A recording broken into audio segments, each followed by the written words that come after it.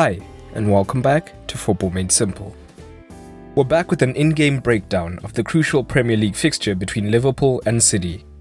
The match ended 3-1 to Liverpool thanks to goals by Fabinho, Salah and Mane, with Bernardo Silva getting the sole goal for City. But both managers used interesting tactical ploys, so let's have a look at some of them. If you notice anything that I don't mention, feel free to leave it down in the comments. But a quick reminder, if you want to keep up with your favorite team, whether in-game or out, check out our video sponsor, OneFootball.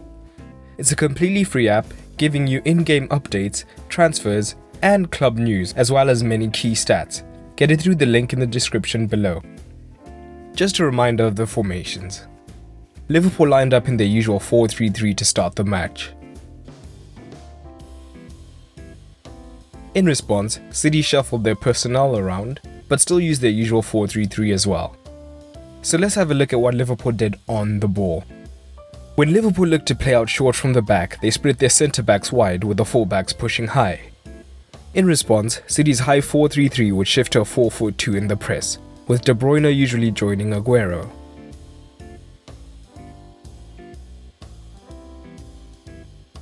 The general idea is that the two forwards can still effectively press the centre-backs, whilst keeping the wing numbers even to prevent an overload. But Alisson was key to countering this, as he would push higher, making himself a genuine passing option. He could still have been a passing option deep. However, when the ball would go to him, the City front two could then close him down, as he is in a different passing lane.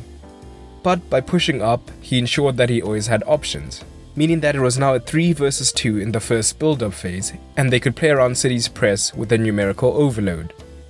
And by keeping their centre-backs so wide, it would make it even harder for the City front two to press the 3. In addition, it meant that City were 3 versus 2 down in the central midfield. Gundogan would be ready to intercept the ball to Fabinho, but Wijnaldum could also easily drop in to create a double pivot here.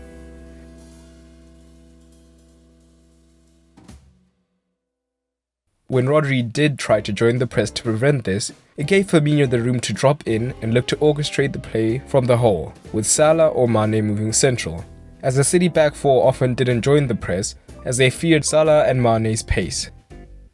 So often Rodri wouldn't join the press and would instead try to cover the space in these areas. At times, none of the City midfielders were quick enough in joining the press, meaning that there were easy passing options for Liverpool as the front two were isolated. When forced deeper, City fell into a lopsided 4-3-3, with Sterling being higher than Bernardo, who looked to tuck in more. A common tactic for Liverpool was to drop Salah into this pocket. Angelino would follow him and try to keep tight to him, and this would free up space for Henderson or Trent to get into this channel, which they did effectively at times.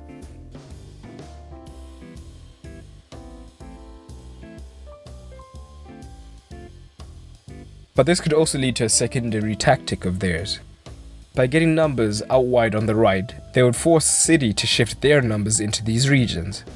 Trent would then look to switch the ball out wide to Robertson, and Mane would have tucked infield to facilitate this, and their numbers on the back post would allow them to look to overload the back post for the cross, which is what happened during Salah's goal.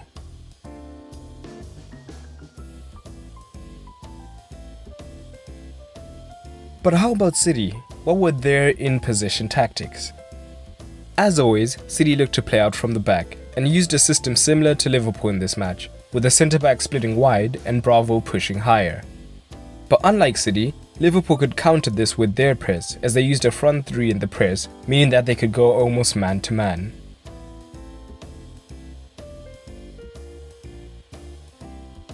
They managed their distance as well, and with Wijnaldum and Henderson ready to constantly push high, Liverpool effectively managed to cut off any easy progression options into the midfield. With the central area clogged up, City were either forced long or forced to play into the fullbacks, often to Angelino. However, Liverpool were quick to close him down as well, meaning that he was often forced to play a chipped ball through to Sterling or Aguero, who would look to combine, with one of them running in behind and looking towards goal, whilst the other tried to win the aerial ball. But when City did get into the midfield region, they wanted to keep possession, and often Bernardo would tuck really narrow to almost form a fourth central midfielder to help this. As a result, Walker was a lot more attacking than he usually is, being given the freedom to overlap regularly in order to provide the width.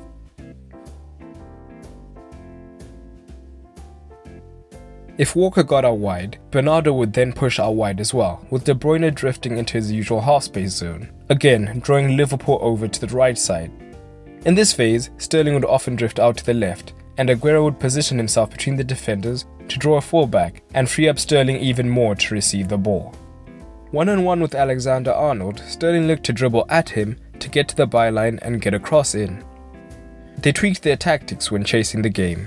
De Bruyne was pushed higher now, playing almost as an attacking midfielder, and he would often drift into the left half space again to isolate Sterling. Crucially, Sterling made inside runs more often, which would draw the fullback in as well. At the same time, Angelino was on the run, so when Sterling offloaded the ball centrally, Angelino would be free with his third man run to cross, ending the match with the second most crosses with 9. This pattern of play is also what led to City's goal. In the end, the play was pretty close, with Liverpool coming out slightly ahead on expected goals. But clinical finishing rules the day, and in the end City were wasteful. Over half the season to go, but do you think the title race is over already? Let me know, and also leave your tactical observations down below. But that's all for today, and remember, keep it simple.